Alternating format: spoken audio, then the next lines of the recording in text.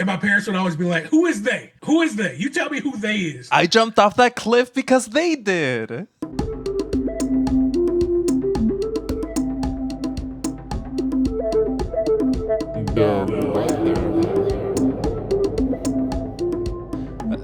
My life is not related in any way with Spain. Latino's fine, Mexican's better, hot guy is best. I mean, we have the same thing. There are people who don't want to be called African American at all because they have no connection to Africa, and that's understandable. But for me, I'm just like, man, as long as you're not calling me the N word, like I'm there. Like, don't use antiquated terms for me. Black or African American is fine. I prefer black. You would not survive a Young Republicans group chat. No, I would not. That would I would be looking for a lawyer trying to get me less than life. It would be if I was in those group chats. It's something that I've always been aware of, but also it's one of those things where I'm never surprised by it because I've grew up with a diverse enough group of people where I could be like, okay, yeah, that makes sense for that type of person. Also, have you seen them? Have you seen the pictures of the of the guys that came out? It's like, oh, okay, yeah, of course that guy says the N word. That guy Yeah. defends it openly on social media. It's And it's like they just look so ugly. Like it's one thing. Like you have all that power, all that money, and you look like that. No, no. yeah, that's tough. There was a point when I was like in early college where I started falling into like incel circles because I was spending too much time on Reddit, and then I looked around. I was like, oh, y'all are just losers. Like y'all have no game Mm. whatsoever, and you're blaming women. You, and you're blaming like people of different backgrounds and colors. It just doesn't make any sense. Just say you're swagless and that you need some help. I'm happy to help someone find the boots that look good on them. Yeah, I mean it's also not that difficult. Like for like you look at somebody like JD Vance, who clearly like figured out something that works for him, and he's an awful person. He still gives off those incelly vibes, but he clearly has a stylist and he found a beautiful brown woman because of that. Mm. Like is like you don't even have to stop being a shitty person. You just need to maybe start shopping at Marshalls. You need to start shopping at Goodwill. Like the one of the main heroes of our topic today, Slick Charles. And to talk about Slick Charles Fontaine Yo-Yo and the conspiracy 100 feet below the glen, I have recruited a man with the gift of gab. A man that can look at you and say, I have a plan to make Clarence Thomas turn to the good side.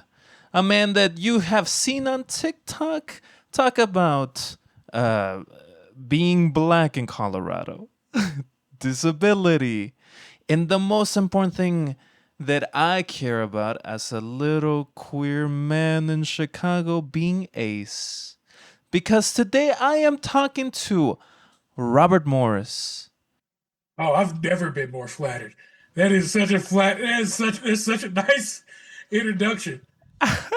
Well, I mean, you really have a skill of looking at the fuckery that comes with racial politic and Lexus and just be like, look, this is all absurd. Let's laugh a little. And much like Yeah. our topic today, we will be talking about the 2023 Netflix movie They Clone Tyrone, directed by Jewel Taylor and also written by Jewel Taylor and Tony Redenmeyer. And check this out, Redenmeyer lacking some melanin. So there Listen, you always have to have somebody in the writing process. You have to have somebody who is like, okay, is are white people gonna get this when we yeah. put this out, or is like, are white people gonna understand? And then they get co-writing credit for nodding along or saying, you know what, no, we can't have his name. We can't have his name be that. Name him Fontaine. And due to this collaboration, we have They Clone Tyrone. Uh, Robert, what's kind of your history with this movie? So I had given up Netflix Mm-hmm. before this movie came out, and I was not familiar with it until it started until I started seeing clips of it on TikTok. And that was when there was this whole revolution of like black absurdism and things like that. We're talking about like things like Atlanta and stuff like that. And I'm always looking for black media to consume. I enjoy it. We're living in a post Get Out world where Jordan Peele had come out and made like black with a capital B movies. Yeah. And and I was like, okay, well, this looks really interesting. And I watched it. I was like, this is great. I watched it with my sister the first time. It's like this is great, but I never went back to it, and I should have. It was one of those things that I should have done, and which is why when you suggested it for this podcast, I jumped on it because I was like, I need to watch this thing again, and uh, and I did it. I will probably watch it again in the next couple of days because it's just that good a movie. It's such a fun movie. Like up top, I'm just gonna say go watch it. Like go ahead and watch it. Keep the podcast playing, but like go ahead and watch it. You Yeah, know, we live in a just two mute it. screen world. You could do two things. Yeah, mute it and just let it play over and over. Hit repeat this episode and just repeat this episode over and over. When you watch this movie, like did you like what was your first impression, and what did you come back to in your second rewatch? The probably the first thing I saw was the they never they never say directly who the they is. Right? There's insinuations that it is like a government program, but then there's insinuations that it's like a corporation and that it's independent. It's one of those like you never see who the big man in charge is. It's always they. And the thing that that reminded me of specifically is whenever my whenever I would come home and my parents would ask for an explanation for why I did some off the wall shit, I would say, well, that's what they're doing. That's what they said. And my parents would always be like, who is they? Who is they? You tell me who they is. I jumped off that cliff because they did. Yeah. It's like who is they? And that was really the thing that I honed in on. And I think that that's what makes that's one of the things that makes the movie great. That's what makes the title fantastic. Is because the title grabs you and doesn't really give away what the movie is either. I think it's Yeah. I think those are I think those are great things. And I think as the like in a second rewatch, like it really helps you like note the what is happening in the layers to this movie. In this time around, the first time around when I saw it and I saw the like undermelanated folk with like the with the afros, I thought they were all the same person. I thought they were clones themselves. And like they're like genetic experiments, sure, but they're actually played by different actors, Yeah. which I did not realize. And I, Oh, one thing I have had to learn growing up is I have just absolute face blindness to white people.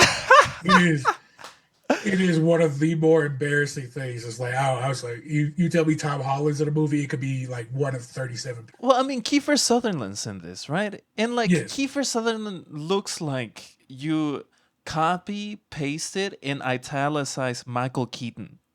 Yes, absolutely. He could be Batman. He absolutely could be Batman in this movie. And there's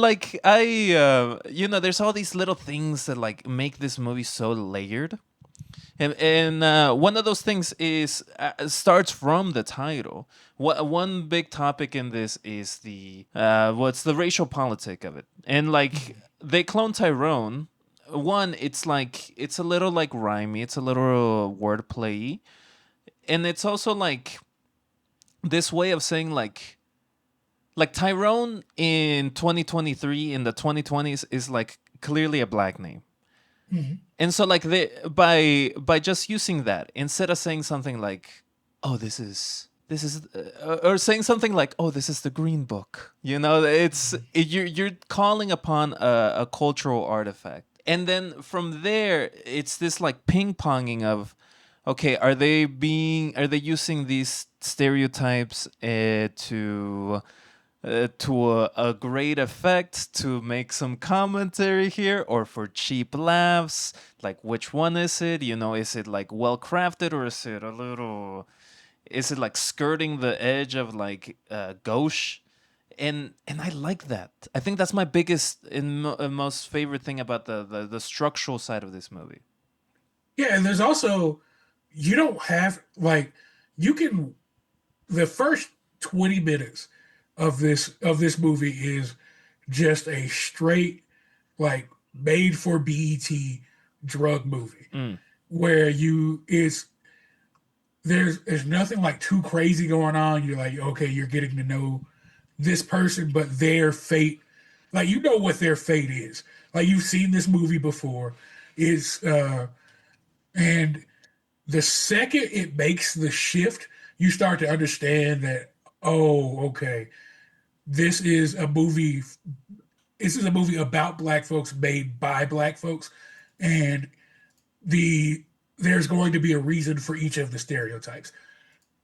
Yeah. and they and that's really just on the first watch. On the second watch, you realize that they start planting those types of seeds, like with the hot guy, the with the knockoff Popeyes chicken Yeah. in the commercials, things like that. The corner store, the way the guy interacts with the younger kid, the way Fontaine interacts with the younger kid, all this stuff is feeding into what's going to carry on through the movie. And they also the first 20 minutes it's all about like setting up a punchline for later. Which are Mhm. like this is like I would love to be able to read the script for this movie just because it's clearly like it's been thought through so much, just the wordplay in this and the dialogue in this. Like I know Jamie Foxx is like a big like improviser. Like of course you want Jamie Foxx to be Jamie Foxx on the screen. Mhm. And even though you have such a talent, the script itself comes in the beginning to say, okay, we're gonna make a punchline um, of orange juice or juice just as a concept. Oh, we're gonna talk about like yeah the chicken, sure, or we're gonna talk about this musical artist Ruckus. You know, all these little things that all pay in the second half of the movie, and including one that I was saying about 10 years ago, straighter is better, and but like that's gone now. And I do want to talk about like the acting in this.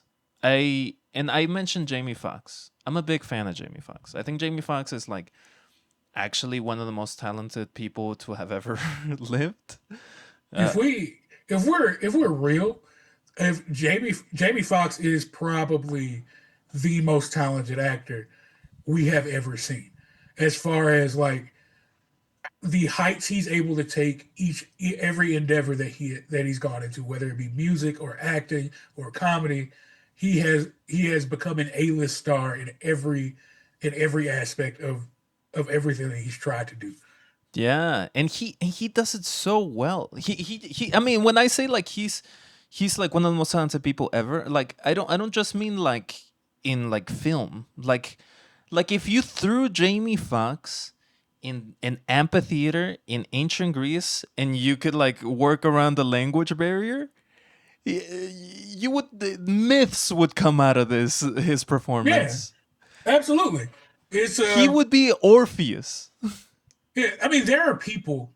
The Jamie Foxx show was a show that was about him being a jingle writer. It was meant specifically to launch a singing career for Jamie Foxx. Mm. But that show is so good. Even if Jamie Foxx couldn't sing a lick, that show would still be fantastic. And you compare it to a show but the thing I was going to compare it to was New Girl with Zoe Deschanel, Mm. because Zoe Deschanel is always trying to sing and prove to us that she can sing, but it feels like it's done so haphazardly and without the comedic genius that is Jamie Foxx that it never really took off for her as a career, like a singing career. Or you think of somebody who it worked out a little bit better for, like with Pitch Perfect and the way that they position singing in those movies. Yeah. and with like Anna Kendrick, and she got one hit out of it, but it didn't last. But Jamie Foxx has multiple hit records. Yeah. No, I mean, like Anna Kendrick, I think would be very open about saying Jamie Foxx is like has a higher talent, right? A bigger talent, a bigger set of talents. But it is incredible to like see him like in this because he does something that like I enjoy in his movies where he's like being annoying. Yeah, Like Slick Charles is just an annoying guy. But only a talent like Jamie Foxx can come in and have this annoying character become someone that can, without words, without like large expressions, see a cloned version of him, and we understand that he is going through something so deep, so traumatically, existentially difficult that it will produce a larger change in him. Even if he's still walking around using the same like antiquated pimp language of the 70s. It's great. I love his performance in this. it's in direct contrast to John Boyega, who's Mhm. also a great actor.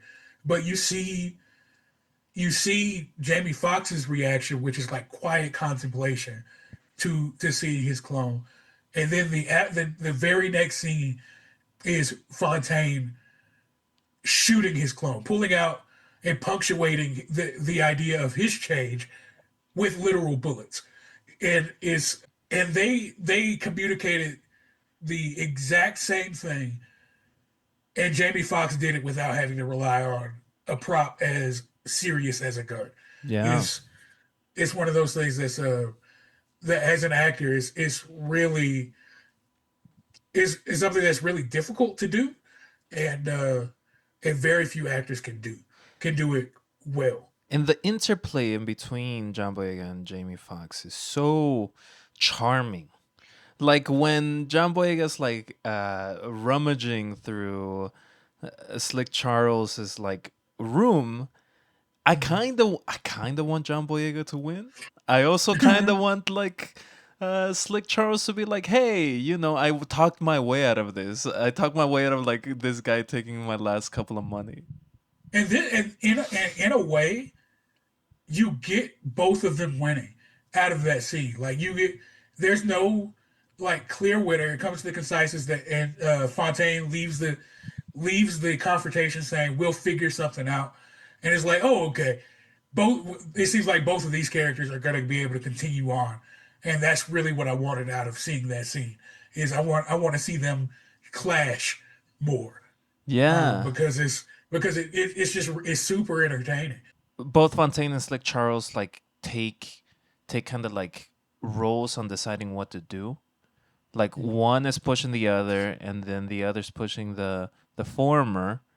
And like in all of this, Yo-Yo, played by Teyonah Parris, she's there too, giving the exact same level of performance, where she gives this like breath to the character of Yo-Yo, where Yo-Yo is a Nancy Drew type.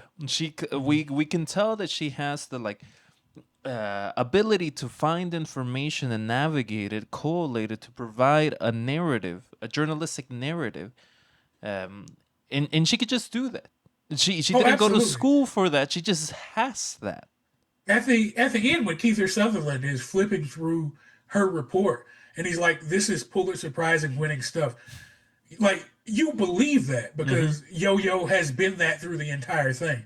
Like there's been this buildup of Yo-Yo's character and her intelligence and the way that she sees the world, and you're like, okay, yeah, she. This is one of those people what we were talking about before the podcast. This is one of those people who is absolutely only limited by her circumstances. Like is only limited by your circumstances is the reason why this person is not amazingly successful. And she also like has this like moments where she's being as humorous as everybody else, right?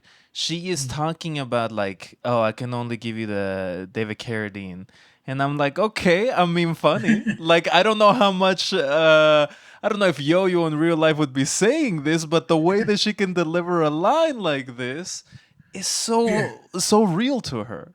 Oh, she has the funniest punchline in the entire movie, and she doesn't say anything. When they're putting the perm on her afro, and she just Yeah. pulls the wig off, Yeah. is one of the funniest things, and it shows also that it's one of those things. If we pivot to a more serious thing, it also shows what is one of those things where okay, these people have been watching, studying, observing black people this entire time, writing down exact conversations, and they still have no idea about black culture. Mm. Like it didn't even cross their mind Mm. that that might be a wig, and it's and she has the straight backs, the cornrows under the wig. Is one of the is one of the better portions of the entire movie. You're so right about that. It's like you can surveil. You can literally be in the. You could have a toilet cam, and you still wouldn't be able to understand the individual life of these people in the Glen, and and it's their downfall. It's the downfall of the this group, the they in all of this. The Yeah, um because you have the thing that saves everybody is one of the things that you see first from Fontaine in the movie during the drug thing, where you show he's like, oh, he cares about this kid, he cares about his mother, he's checking on his mother on a daily basis. Like he's like part of the thing that you included in these clones is the ability to love and really care about something other than themselves. And it's that thing that they're able to pull together, and that's the thing that they're able to really play off of to get the rest of the Glen to care and to fight back as well. It's like you gave them you gave them the weapons to fight back, both figuratively and literally. and they were ready for it. You know, this is I'm glad you brought this up because I could see the like interplay of what is the expectation of the white majority onto the black minority of America, and how even that expectation is it becomes vapor in when it becomes when you attempt to actually analyze it. And I see it in the dialogue in a lot of this, and the way that like characters are presented. You know, this movie uses a lot of tropes that are placed onto the black community for humor. One of them is, you know, this use of this chicken that has like a powder in it that makes people very jovial, very laughy, and like that, like you and I both know that like who doesn't like fucking fried chicken, right? Like Yeah. it's not a thing that only a group of people like, but it exists in the mind of racists and white supremacists that like, oh, this is what black people eat. And you see it as well. It only works. It only works if you don't know what it does. Yeah. And you see that with the manager. Like they think that only black people are susceptible to this, but the truth is none of them are being dosed with it secretly. Mm-hmm. Like so, the manager in the chicken joint can take a bite of the chicken and not be affected by the laughing, giggling fits because he knows that it's going to happen. But then you see, but then you realize that the black people who know about it aren't affected by it either. You see this with when John Boy stops when he stops caring and he just goes about his life. He goes back to that chicken restaurant and he's eating, but he's not laughing. He just puts hot sauce on it, Yeah. and it's like it only affects you. It's not. They thought that it's like okay, we've got this inferior black brain figured out. Like this is how they react to it, but they only react to it when they know it's not there. And I think It's that's the depth of the script, where it's like the writers and the creators understand that like the people watching this that aren't like, you know, real fuckers, real weirdos, understand this trope and the subversion of it, and then also furthering the kind of like the absurdity of needing to subvert it. You know, the absurdity of having to be like, is this actually like there is no lazy use of trope in any of this. Even down to like the grand enemy, the grand like evil in all of this. Like when you think of the old Fontaine is this geneticist that is like actively like hurting his own community, his own self, in fact. That even at that point, when you're like, oh, the big bad is another member of the community, no, it gets immediately cut off to be like, actually, there's somebody else. There Yeah. is still something else, and that something else is like the system of like capital and exploitation needed to keep people in these spaces, and that's why like I what one of the like journeys that Fontaine takes, I think, is so parallel to like going from having no class consciousness, no understanding of like how the capitalistic forces like cause you to be in destitution and replicate that destitution, and going from that to like moving on to like, hey, I know that there's larger things moving me, affecting me, forcing me to be this trope, this stereotype, because that's the only thing that is allowed for me to have. Yeah, there's also this idea. Um, I don't know if you've ever heard it, but you hear a lot of like of the woke black people, like black people who are trying to lead movements and change the youth. There's this idea that drug dealers are like, how dare you poison your own community, right? But old Fontaine is doing that exact thing, and he has a justification for it. It's just the way like the drug dealer Fontaine has a justification for his, because he's just doing that to get by, and old Fontaine is doing it so that he can, because in his idea, make a better world for black people. It's a he's like there's the thing that makes Fontaine such a good drug dealer and such a good pawn for For the big they for behind the big everything. bad for the big they is not something they implanted in him. It was something that old Fontaine had in him from the beginning, because Hmm. he did that exact same thing in a different situation. And and I think that that's one of those things where if you grow up around people who have decided to start selling drugs and things like that, is like you understand that desperation that drove them to that, or the want that drove them to that. Like there's always something behind it. It's not, and that's even with all the bad people in this movie, there is no grand like pure evil. Like you never see the person in charge doing it, but every single character, from the people doing the experiments underground to the people living their life above ground, has a reason and a justification for why they're doing that thing. And whether you understand it or not is irrelevant. It's presented as okay, like for the most part, the people who are doing the experiments underground, they're just doing their job. Well, the first one we see is literally dancing to Michael Jackson. Yeah, He's it's like just he hanging doesn't. out. Yeah, it's like you can, and it speaks to the human mind's ability to justify whatever you need to do to survive. Because that's what all of them are doing. Like they are justifying their need to survive, whether it's the prostitutes in the street above, like Yo Yo, or it's Slick Charles, or it's Fontaine, or it's Keith Sutherland. Like he talks about that whole thing when he's going through shooting at Yo Yo and Slick Charles in the clone chamber. It's like he goes through this whole thing. It's like he explains why he's doing it, and I think that that's an important aspect of the movie as well. And it's also this thing where it's like, yeah, I mean, he has a reason, right? He thinks like it's not even that like this reason is that outside of our understanding. It's not like Peter Thiel talking about the Antichrist and needing to like create AI to like deal with everything. Like the people trying to take his money or whatever. It's just Mhm. like, hey, I have like a personal history and I'm trying to like live that out. And I really appreciate that about this movie.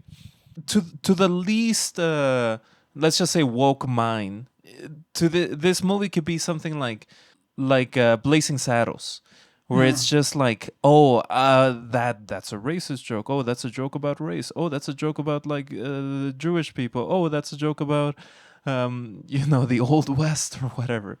But like once you like look a little deeper, once you like understand that there's like a culture here, an understanding here, you extract a bigger joy out of it, a bigger meaning out of it. And one of those things is like the use of like conspiracy. Like conspiracy in a lot of this is kind of just used as like shorthand to explain why maybe something is happening. Uh, and one of those things that like Slick Charles says, he says 9/11, which is the big one, the big conspiracy. Well, mm. now it's the big joke, right? Like no one really thinks about. Everyone knows that Bush did 9/11, right? And so, but like because this movie was made in the 2020s, like there's also the Berenstain Bears. The Berenstain Bears, like the Mandela effect conspiracy was used to explain all of this and like why they're thinking about this.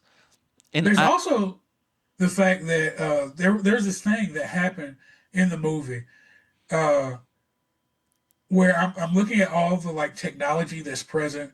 I'm like, okay, when the fuck does this movie take place? Because like you see all like you see the old school TV, then you see like the razor. He like yeah. gets a call on a razor. It's like he's using a razor. It's like, okay, so I guess this movie's taking place in the early 2000s. And then they start making jokes that only make sense if you've lived past 2020. And it's one of those things where I think it adds to the absurdism and it's one of those things where it doesn't feel like it's an oversight in the movie. It feels like it's very intentional, and I think that that's great.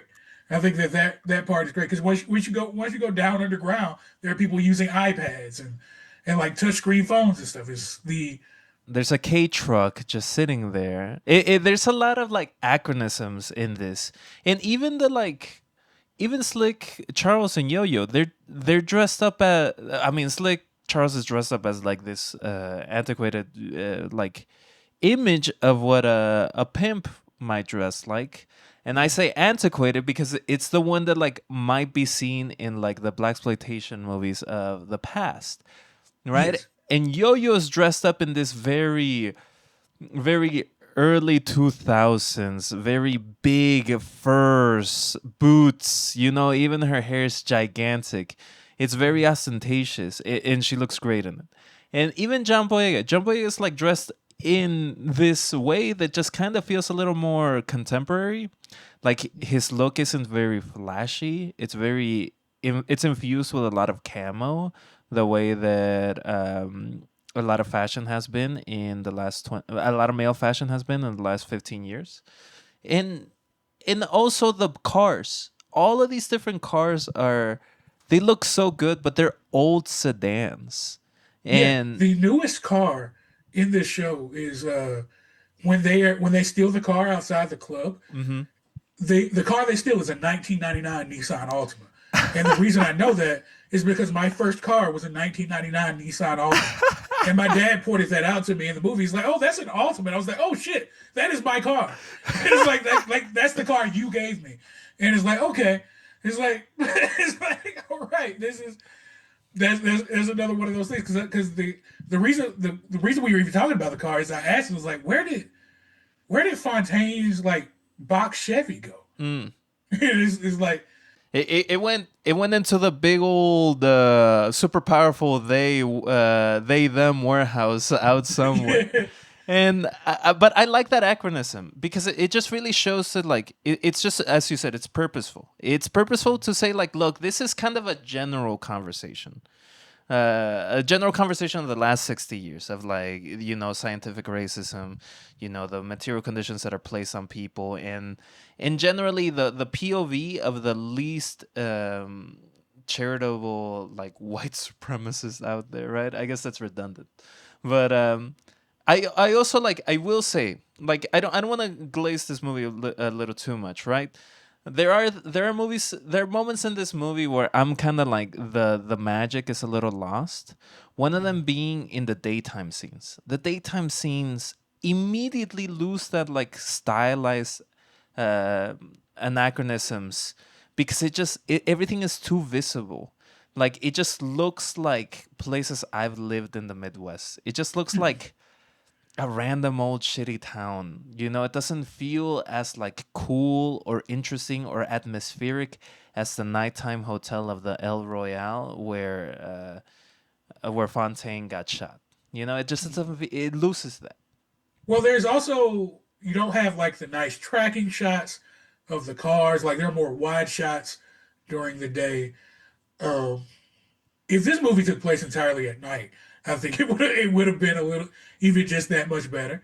Um, and there may be something in that I'm missing, but I'm no like advanced film critic, but I think I would have enjoyed the visuals a little bit better if it had entirely been at night. It's just such an atmospheric movie, and like it really does provide this like sense of uh, like there is a mystery here, but also like shooting at night is so difficult and it's so like taxing. You really have to become a third shift worker when you're shooting nights, and that is never fun. Yeah, that's understandable. But also, like even when they're underground, like they could have made the choice to have like this fluorescent, like surgical lighting through everything, but it's not. It's dark. There are lots of blues in the lighting and things of that nature. I think that's and so I think through that lens, they understand that they were doing like something super atmospheric. So it's odd that they have the change during the daytime scenes, The because underground scenes are so interesting to me because this is also like another layer of like how smart the like script is. Because when we see the invasion of the underground facility, we see everyone in the Glen be stylized in a personal way. They have like a character to them. Like they have their own outfits, they have their own look, they have all of that. And the thing that you would expect from a normal human being. Everyone that works down there is dressed the exact same, and they're just flailing around, running from wall to wall aimlessly, like they're just drones in a larger system. And I love that. I love that. And just seeing it in the dark is so funny because it loses this sense of like, oh, these people are like scary and evil. No, they're just like weird little guys. they're this super sophisticated organization. It's no, it's they. You hear it in the guy that's like, oh, they're doing the alarms are going off again. It's like, okay, so this is a regular occurrence for you. Like Mm. this is not a well-run operation, and it also speaks to the fact that the big villain. I think probably the main takeaway from this movie is the big villain is not white people TM. It's not just like these white people that exist. It's white supremacy specifically, and how people operate within white supremacy is the villain of this movie. Because it's again, it's the reason why all the evil characters have depth to them. Is the thing that the biggest issue for black people is the biggest issue for black people is white people's complacency in the system. That Yeah. is their willingness to go along with the system, and uh, they don't see the harm that they're causing by going through the system. I think that's a great message in this overall movie. I really do like how like this movie is it's not interested in like pointing a finger and saying this is it. You know, it all of it stays in a very like approachable level. Like everything is like approachable in this movie. You know, even down to like the way that like name brands are all like dashed away to like just general concepts. Oh, this is grape drink. This is orange juice. This is straight is better, or like two cream to perm, and like all of these are just they're like it's bringing up the artifice from like our reality to the level of absurd for like the clearer message of like there's this sense of like offness in everything, and it doesn't really make sense unless you like start making large scale analytical decisions of saying it's because of it's because of someone is looking for profit. It's because someone is looking to better themselves because of their skin color, and so on and so on and so on. Yeah, I think I think that's a salient observation. It's one of those things that that I liked about the movie as well. Speaking of grape drink, I think the church scene where they're using the grape drink for communion Mm. was was also one of the parts that I was like, yeah, about some of the more like finer details of that. Because growing up as a church kid, those I was like, okay, so they're dosing. You see where they're dosing and how they're dosing the people with this stuff. And if you're only dosing the people with grape drink at the church, they're only doing that once a month. Like they don't take communion every Sunday. Yeah. Like What are they, the Catholic? yeah, it's so it was like one of those things where that kind of threw me out of it just a little bit. It's like there are more effective ways to dose the people in the church, like because there's things like Sunday dinner that's big in the black church, like you could dose them there specifically. But I mean that's such a very small niche thing. The church scene is so funny to me, right? Because it's so like it's clearly like taking the inspiration of a very charismatic church where there's effectively like a an interest in providing a personalized message from the preacher, the reverend, whoever, versus like a larger history of like Christianity. And I say this because not once in that scene was there a Bible passage referenced. No, Li- not at all. Literally, David Allen Greer spends more time just wooing than saying words. Yeah, and there's also the fact with the church, like you see, there's this idea that again is white people looking from the outside in and controlling these things. Is there's when there's a dance break for everyone in the church. Yeah. That's when the three main characters is like, oh, this is something's off. Yeah, this is not like about the church, any church that I've been to. Um, and I think that's a really interesting part of it as well. But the I think the church part is very important because if you the place that you're going to be able to dose the most black people to keep the most black people complacent is the church. And you see that in real life. There's a lot of black churches that have adopted like this white Christian nationalist message, and that has I don't know if you've heard there's this idea that black people are very conservative. Hmm. Um, that if it was not for racism, a lot of black people would be just straight up conservatives, and that's true. And a lot of that has to do with the church and white Christian nationalism within the church is and so I think them including the church, having the church as the main entrance for the underground thing is a great choice overall. It's also like like I think about this line that Malcolm X had where he would talk about how like someone in a plantation might get like hurt or beat by the slave owner, and then right after someone with the Bible would come in to kind of soothe everyone. And Mm. it just really shows like this level of like understanding that this is a historical thing. There's like history here. There's an understanding here. I have heard about this idea that like black people are more conservative or whatever, and the churchgoers are more conservative. But like I know that that's couldn't possibly be true. It's not black people that like made gay marriage illegal. I Right. don't think it's black people who are like running around in the West Borough Baptist Church. Like No. there's zero homophobia in this movie too, which I really like.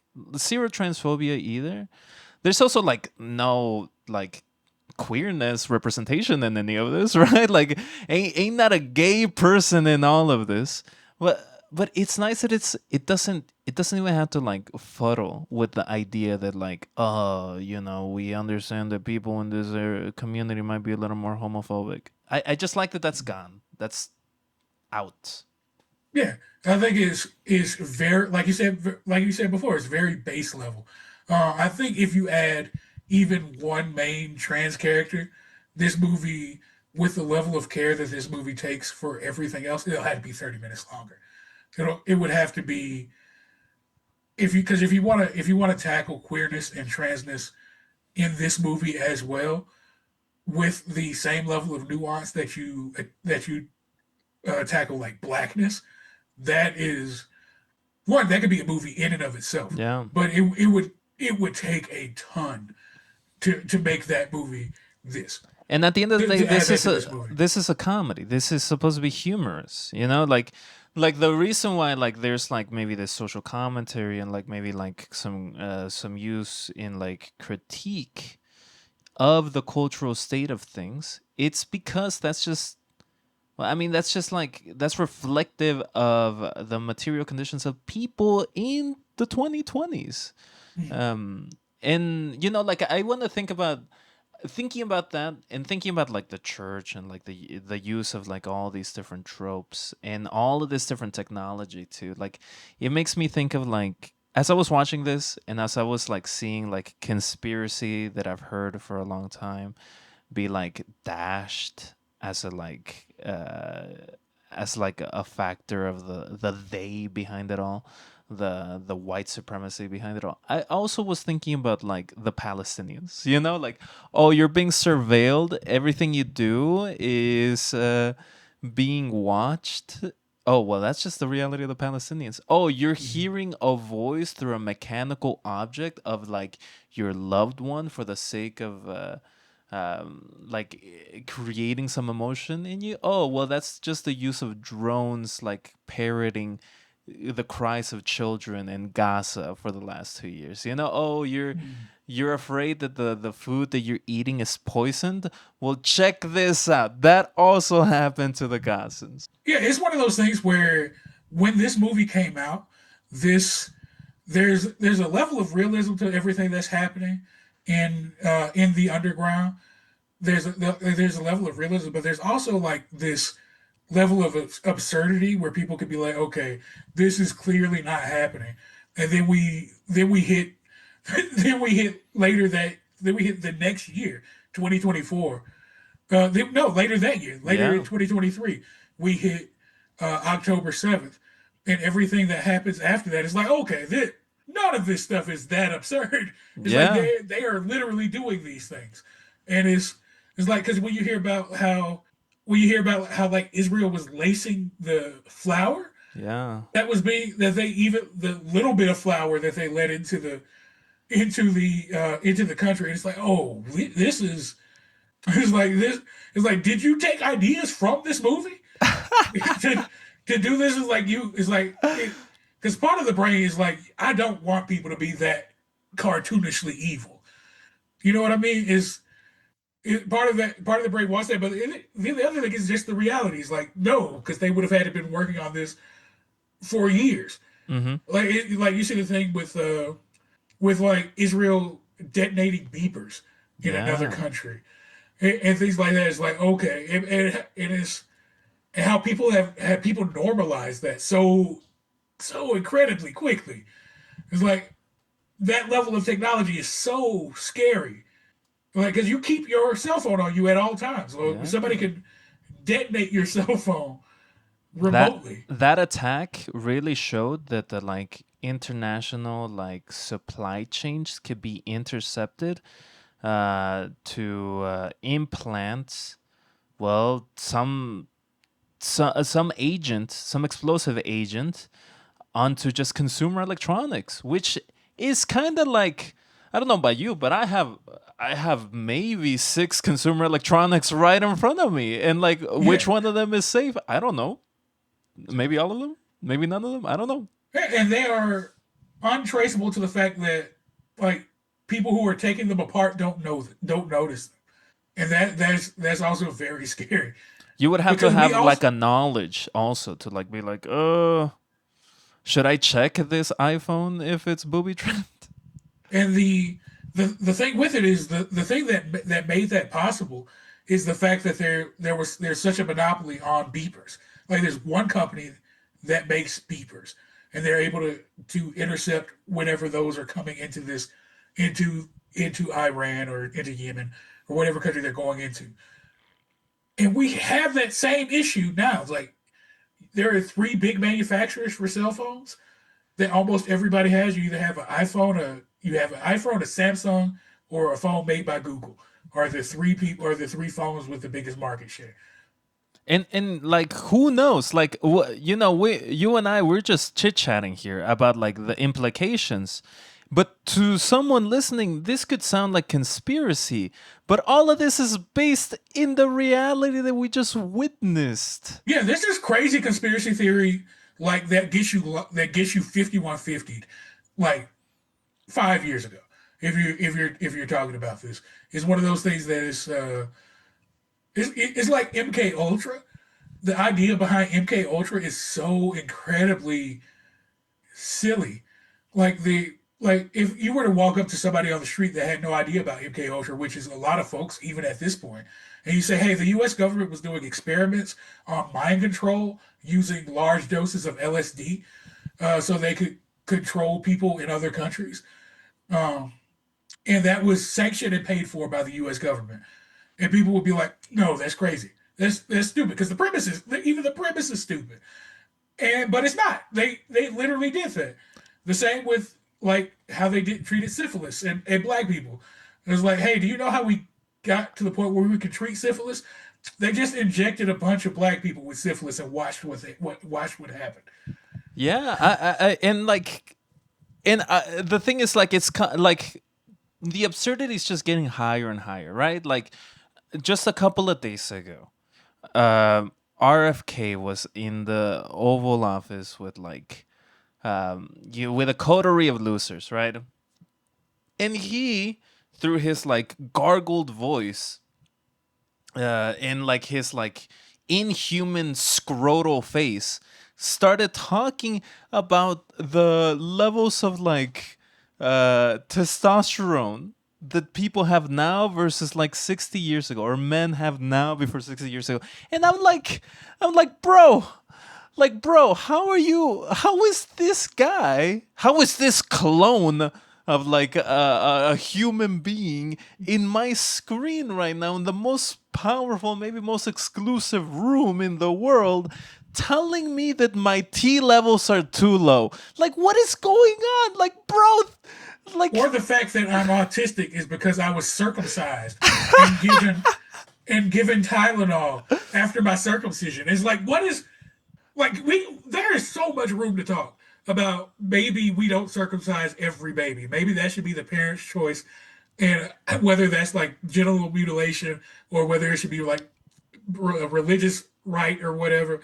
Like there's so much that could have happened around a conversation about circumcision, and you're like, no, that's why boys have autism more. which It's because is of this circumcision. And it also is this thing, it's like so the first thing with Tylenol is that Tylenol taken as a prenatal causes autism because of the transference into the fetus.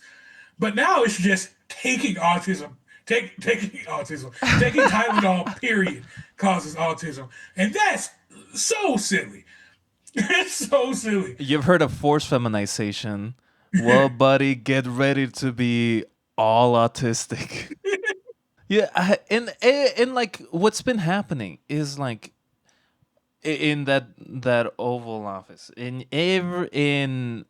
what we see, even just the conversation of whether or not our president is a pedophile, like all of this is 100%, maybe 10,000% more absurd than anything that happens in this movie. Also, we can talk about the idea that Trump is a pedophile. Like he planted the seeds for that being a huge deal. Now, like that's Yeah, been by the being a Republicans' pedophile. push. That's been the Republicans' push for like since the Tea Party. Is like there's these secret underground leftist cabals of pedophiles, and we have to investigate all the pedophiles. And then they were like, okay, we got this Epstein guy who was like a pedophile drug dealer, and we are So we probably should look into everybody that's on that list because they're all, and all his constituents were like, they're all liberals, right? They're Mm. all leftists, right? Those are all the Democrats on that list, right? And Trump was like, maybe we don't. You're Maybe we telling me don't. Like, you're telling me that Kimball Musk, Elon Musk's brother, isn't a liberal? You're telling me this ultra wealthy guy that just so happens to be born to a diamond owning pervert isn't a liberal? Jesus Christ, you say that as a joke. I've gotten so many comments on my recent videos on TikTok that are like, Taylor Swift is the most leftist white person I've ever heard of. And it's like, you don't know very many people. That lady's a billionaire. That's Eugene Debs' erasure, and I can't stand it. Yeah, it's like there are so many white people who have literally given their lives for black causes. Like there's a guy named William Moore that wanted to deliver a letter to the mayor of Jackson, Mississippi, stating his displeasure with with segregation. He was shot and killed. There's all the white freedom riders that were murdered during their time. Like there's John Brown. Yeah. It's like he was killed. It's like there's so many examples of white people who have been allies, like true allies, who have been willing to who step in front of both the metaphorical and the literal bullet, and they're still like, no, it's Taylor Swift. She's the I do resent deeply that I have to think about Taylor Swift or Travis Kelsey. Before I learned about before the entirety of like the old media needed to find a new darling, I didn't know who the fuck Kelsey was. I don't know who I couldn't even have told you that the Kansas City had a team, let alone a racist team. Like I didn't know. look. I've been super into football for a long time. I played football, always watched football, always had a team. Um, So I was aware of Travis Kelsey when he started dating Taylor Swift. I was like, oh, this is a good thing because I really enjoy so many like pro football fan spaces are just like Republican circle jerks. And the one time like you get a woman or a queer person in there, it's like, okay, you're a fan too. Like, okay, let me talk to you. In this point, like you offered me a bit of reprieve in these spaces, and I thought that was great. It's like, okay, this is, and for a long time, it brought those people in, and it was like, okay, this is nice. I'm having conversations with Swifties about football. Like I'm learning things about Taylor Swift. Yeah. Like I don't necessarily want to know about, but some of it's cool. And then it just blew up into this, like she went full trad wife and stuff. And it's like, oh, this is why'd you make it weird? It was fun. Why'd you make it weird? You know, I think we live the absurdity of this world. We also kind of have to like accept that maybe Taylor Swift is the ruckus of the white woman in America. And you know what? To that, I say liberation for us and liberation for them. Yeah, it could be. But also there's this. Also, you say absurdity, and I'm going to go off on a tangent about the NFL. My favorite team in the NFL is the Saints. Always has been. The Saints just had a entire thing where the owners of the Saints were covering up pedophiles in the Catholic Church, like paying to cover that up with like the archdiocese. And it's like, why, why have you inflicted this thing that was just fun? First of all, you're generationally bad on the football field, and now you're making me hate you morally too. Like I love the it's so idea. The NFL's just like we're not evil enough. yeah. Where they're sitting in a like boardroom, you know, the least scented boardroom, the least seasoned food available, and like they're like, we need to be more evil. Who can we look to increase our deficit? The Catholic Church, and like even that feels like a conspiracy. Oh, did you Yeah, know that the saints have been like funneling money to like move around like Catholic priests that have been caught molesting children. Like that feels absurd. That feels like a conspiracy. But it's here. It's here. Also, why the fuck would you do it? You have no personal attachment to any of these people. You don't even have a personal attachment. You have a tangential attachment at best to the Catholic Church because your name is the Saints. Hmm. And you're like, well, and the only thing I can see is like, oh, this may hurt the brand of the Saints. Change the name. Change it. While you're Like, at it, change the Kansas City team's name too. Yeah. good grief, there's so much there. Have you seen the tomahawk chop that Kansas City does? Oh, have I look like Yes. this is something that happens, right? Like I only know so much about like sports, but one of the things that I always surprises me is how casual and racist people are in this. So yeah, I've seen it, and it is not a good look, not good. No, it's awful. Which is why I'm glad with the Saints, the only tradition we have is supporting pedophiles and wearing paper bags. Those are Got the to. two things with the Saints, which sounds really bad if you don't know a ton, but actually is probably the least worst thing that's happening between NFL franchises. And I I would say that this this movie really like shows like our conversation really shows how much like this movie is choosing the most accessible pieces of information about the conspiracy, about like this culture of like fear that people have when you're under the thumb of capital. And because like even in this conversation this movie could be like so way more esoteric, way less approachable, way more like, hey, have you learned about Highway Ricky Ross and what he was doing in Los Angeles? Like, you could talk about like other weird moments in history that just makes you just absolutely melt your own brain, yearn for the lobotomy, and it doesn't, because at the end of the day, what this is a comedy, and I like the use of like this information that they have, and also the way that they approach violence. Like the movie is not super violent. There are a couple of moments where, like as you mentioned before, the first 20 minutes, real made for BET like drug crime thriller, right? And the maybe the most violent section in this movie is seeing Fontaine die for the first time. And I think that's needed to drive the point that there's a reality here, but it's not a grotesquerie. It's not an exploitation. And I like that a lot, because it as a comedy, it just like nimbly goes through all of these different things, these things that can feel so prickly that you don't want to talk about them or make humor about them, and it just does it well. And there's also with the violence, like even in the most violent moments in this movie, there's no blood. You don't see the gunfire. It's like there's this movie's more about the consequences of violence than the violence itself. Hmm. And I think it that shows that it was done with a very deft hand. Like you said, it navigates through all of these complex issues nimbly.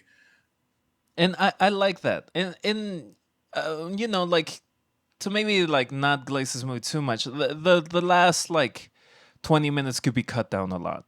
Like there's definitely some things here that could be left a little bit. There's also like some realities that exist in making this movie. I really wanted to know where this was filmed, because like I live in the south side of Chicago, right? This movie does not look like the south side of Chicago. No. And like, but I've lived in some smaller towns in the Midwest that look a lot like this. And like, admittedly, it also it was a little disappointing hearing that this was mostly shot in a studio. There's not a lot of like on-site shooting for this, and that kind of like bums me out a little bit, because there is it shows how artificial this movie is. It shows also like the way that like the film industry has moved for the last couple of decades to Mhm. be less available to make interesting movies outside, like Heat. Like Heat is an incredible movie because it was shot in LA. Like it's a real LA movie. Mhm. And this movie doesn't have that. And I wish it did. I wish it did because it's so it would just like ground it a little bit better. Like there are notes of it being like, oh, Chicago and LA exist in this movie, and that's nice. But it would be I would love to live in the world where they can shoot this on location, where they have the ability to do that. They have the funding and like it goes to the people that actually make that possible. Um and with that said, like overall, I really enjoyed this movie. Mhm. I did as well. I think the movie in itself is such an enjoyable watch. It's runtime. I'm one of those people who thinks movies the perfect movie is a 90-minute movie, Mm. and this one's longer than that. But it feels like a 90-minute romp. Like you go through it, like there's not a movie, there's not a point in this movie where I was checking my watch to see what time it was or checking to see how much longer I had in the movie. It it went through and I felt like it didn't really overstay as well. Like you said, it could have cut down in the last 20 minutes. Could have there could have been some points that were cut out of there. Um, like the specifically the scene where the guy makes the phone call while he's in the underground is like inviting people back, inviting people down. That feels like a DVD extras kind of scene. Like it's like I appreciate it. I liked it. I thought it was funny, but wholly unnecessary to the narrative of the film. Mm-hmm. Um, but it's the I enjoyed the cut to actual Tyrone in the In at Los the end Angeles, in in the Los West Coast, Angeles. yeah. I enjoyed that. I enjoyed that cut there um, of them watching and then getting like, oh, understanding. It feels also like sequel bait. It feels a little like sequel bait. And now that we're 2 years past, feels like it's not gonna happen. But I would really love for that to have happened. It would be nice. And I mean, I like John Boyega. Like I also kind of have this gripe of like British actors taking like roles for like American actors. Not in the sense that I'm like, oh, that's a travesty or whatever, but it really is like there are so many actors in the United States that like know this type of life or like have some better image of what this life is like than like John Boyega who grew up in London. You know, who Yeah, up in it's England. like it's like The Wire. The Wire has a bunch of great local actors, like specifically people who only became actors because of The Wire. Hmm. And then you have Idris Elba in there.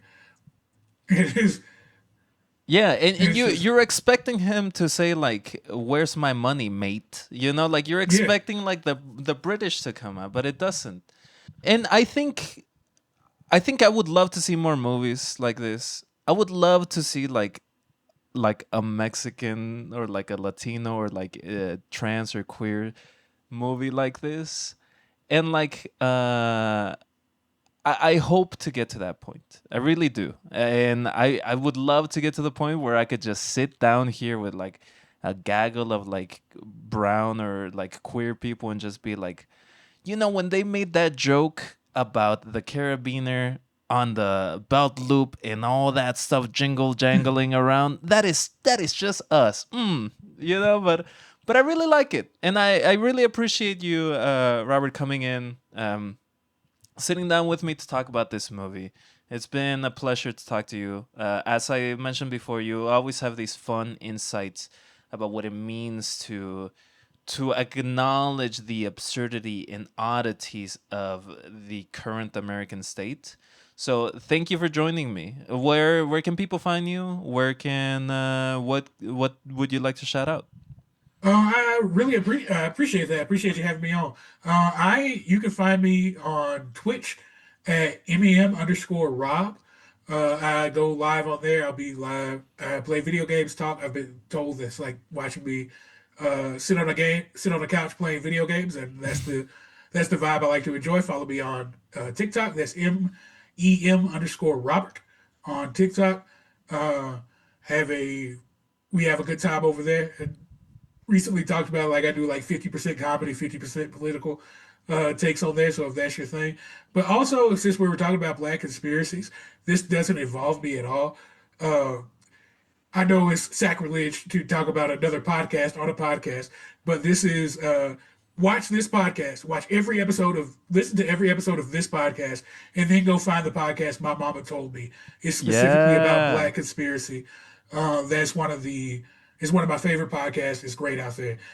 So let's give that a listen as well, especially if you liked They Clone Tyrone.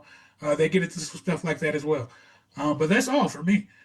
Well, thank you so much, Robert. I will have all those linked below, including iHeartRadio's very own um, My Mama Told Me. And I want to tell you that like Marcy's doing great. I talked to her just a couple of days ago. She's doing good, and I'm thankful for you listening. Please subscribe and give me 5 stars.